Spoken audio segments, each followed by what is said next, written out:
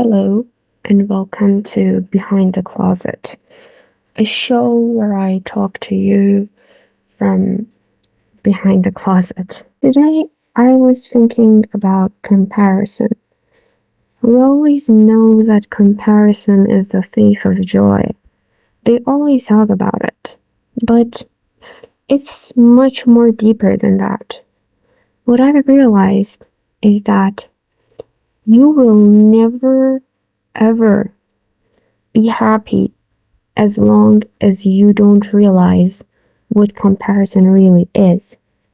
You will always be disappointed by the things you achieve in life, no matter what, as long as you do not realize what the scheme of life is. How I like to look at it is that people have different tracks when and different stories. When we are telling a story, it it it is made up different parts. The first part of the story is probably showing a normal life. Then the story progresses to show a problem in that normal life. Then the problem exacerbates and gets bigger and worse to the point that the hero is left with no choice and is facing the worst thing in their life, and then through the power of friendship or power of love or whatever, they get to their happily ever after. So these are different pieces of this puzzle. But the thing is, um, we all have these stories, and we are all at different points of our stories. So if you're in high school and you feel like all these people are so much more popular than you, or if you're in college and you feel like you're very behind and all people have jobs, and even if you're in your 30s and you still live with your parents and other people have a house, or you're in your 40s and other people have a better marriage and you don't, there is always these comparisons that we all have in our head, but they are incomplete stories. That's the problem. It's like you have these two stories and you're comparing them at two different points. One of them is at the happily ever after stage, and the other one is at the dilemma stage where the hero is facing a lot of dilemmas. But it gets even bigger than that because within every story there are smaller parts of story. It's like one of those Russian dolls. There is this big story of your whole life, but within that there is smaller stories of each decade of your life, and within that is smaller stories of each year, and within that is smaller stories of every day, even like every morning, even like you have all these small stories where things go up and come down, and there are all these energies that interact with each other, and the stories are very complex and they're very tied together in a way that we can't really comprehend. And this might shock you, but based on your belief, even the whole story of your life can be fit into a bigger story of, for example, reincarnation, or just if you believe in any sort of afterlife or something like that, it can still be just a smaller story. So the point is, you could never ever judge the progression of your story at any stage. Like, it's easier to understand that when we're looking at someone in high school, because we know a lot of people who peak in high school. So we would easily tell a young person to don't worry about their bully, because their bully is going to peak in high school and you're going to be up the corporate ladder. You're going to make it. But then, what happens if they don't make it? If they go into college and they still fail? Well, it's still easy for us to see that you're still in your 20s. You have a lot of time ahead of you. We point out all these famous people who found their goal in their 50s, like, I don't know, J.K. Rowling or other people, and we're like, see, that person wasn't famous and rich. They were miserable until they were 50, and then they found their passion, so there is more time for you.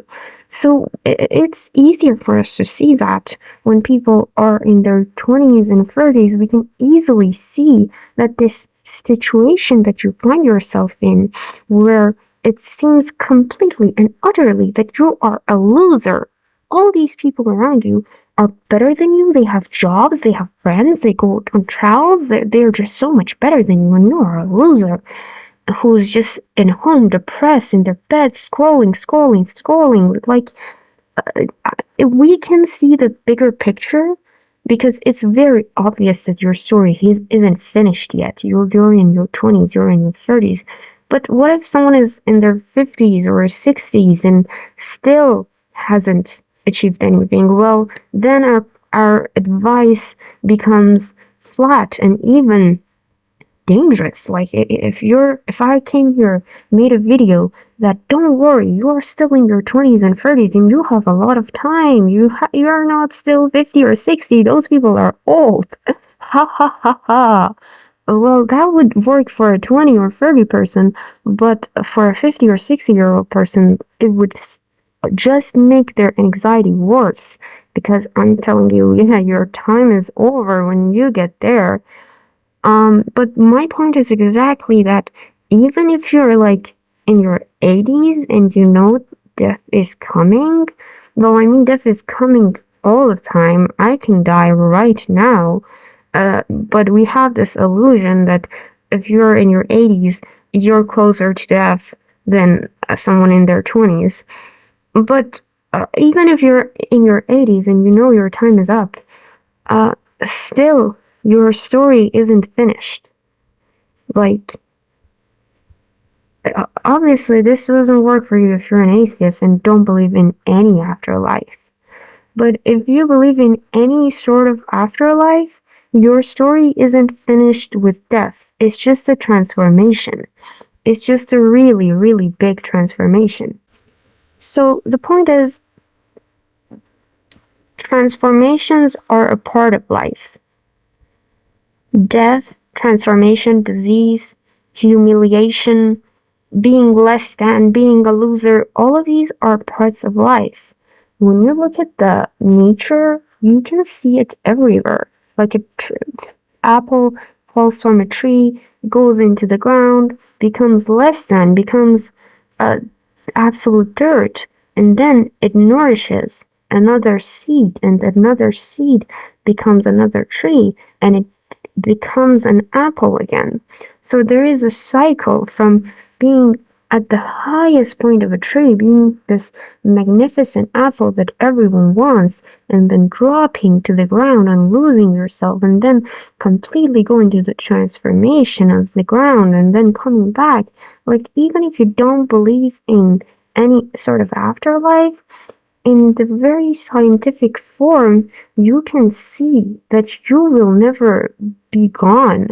You will just change your form in one way or another. Even when you die, your pieces of your body will go into the ground and into the worms, and those worms will go into the mouth of a bird, and that bird will become the prey, become the victim of a cat, and that cat will go into the earth again, and your pieces will just go moving into the world.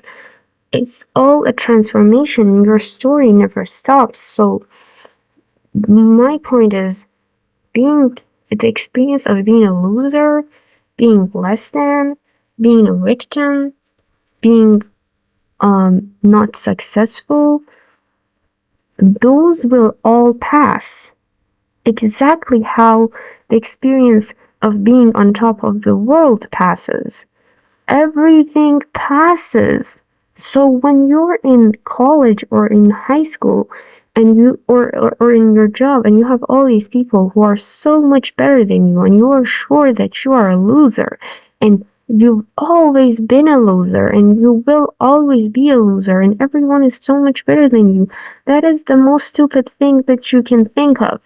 That is just a very stupid belief.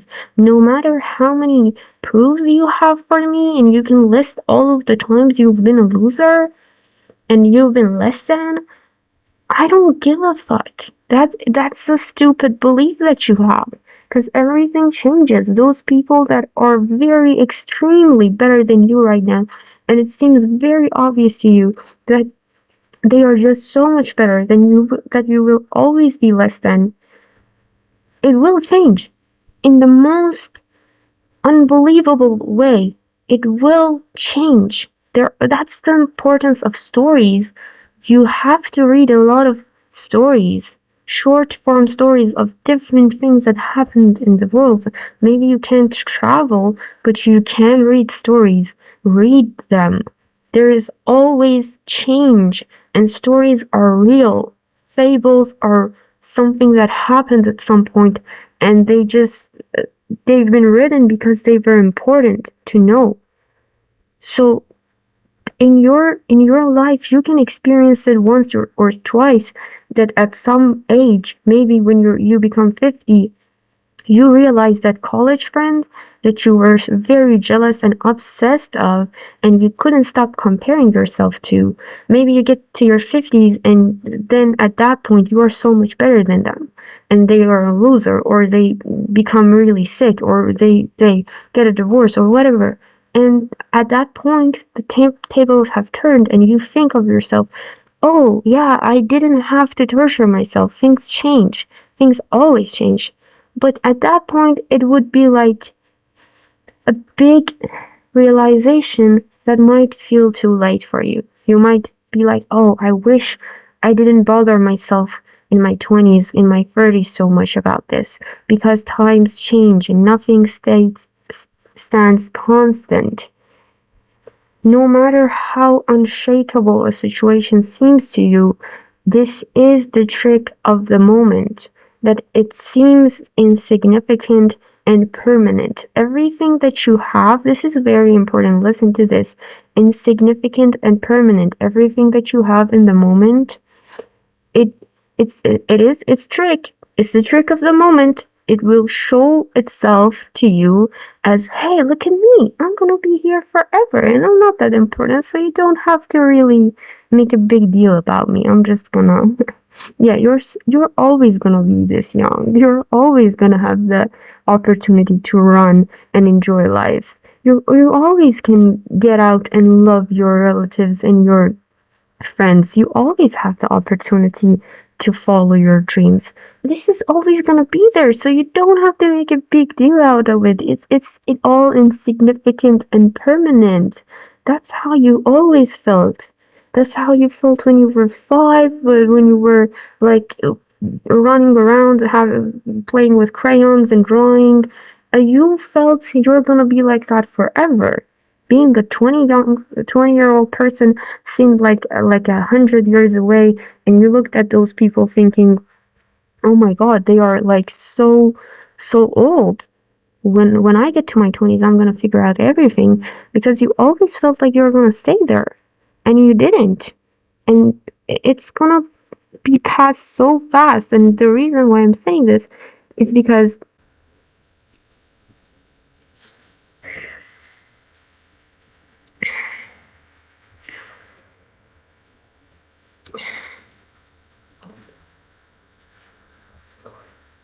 it's because you might think this moment that you have in front of you where you are so good, like maybe you're in college and you have everything every day with your friends, you are partying and having so much fun and everything is so great and it's been great for the past 2 3 years, so you feel like it's gonna be like this forever.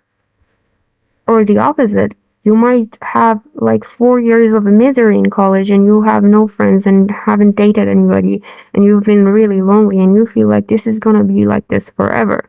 the thing is, your self concept really does form a lot of your future. Like, it's not gonna change your future because, still, no matter how confident you are, calamity can happen. And no matter how disgusted you are of yourself, opportunities can happen. But the thing is, a person that has a lot of good things at the start of their life, they will believe that's what's going to happen for the rest of their life. So they are usually very shocked when their 30s and 40s come and they suddenly fail and they can become really depressed about it. And a person who had like many years of misery at their early life, um, they can really become attached to the idea that they suck and never really take chance to change their life. You gotta realize that your path is very personalized and it's not gonna be like anyone else's path. I had this friend once who um, had a really terrible home life and childhood.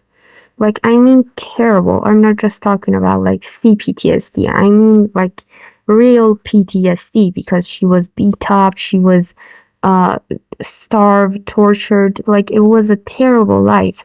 And she had to leave that place and work like a dog to stay away from her family. And it was a terrible situation. And she would watch this like life guru-esque woman who was she would say like really sweet stuff, but the truth of the matter was that she was really rich as a as like she was always very rich. She had the support of her family. She had very so much love around her. So when my friend would listen to this woman, she would love the things that she would say, the guru would say, but it wouldn't be applicable to her life and it would just make her more miserable. Because the guru would say, love everything, just trust that life would bring you good. And I would think, to me, it was very obvious. To her, it wasn't. But to me, it was obvious that, well, for the guru, well, life did bring her a lot of good stuff. Like, I'm not saying she didn't experience calamity, but for her, life was easier. For my friend, life didn't bring anything but misery and torture and actual physical starvation and pain. And uh, how can she believe that? And she would always be in this really bad mood after listening to her stuff. And this is the thing that happens with taking advice from people who have a different life than you. And the truth of the matter is everyone has a different life from you. So every advice out there is applicable to you only to an extent. And from a point on, you have to make your own decisions. Cause um and this is very and this is also very related to the whole thing about comparison. Because if you don't know this, you will compare your. This is what my friend used to do.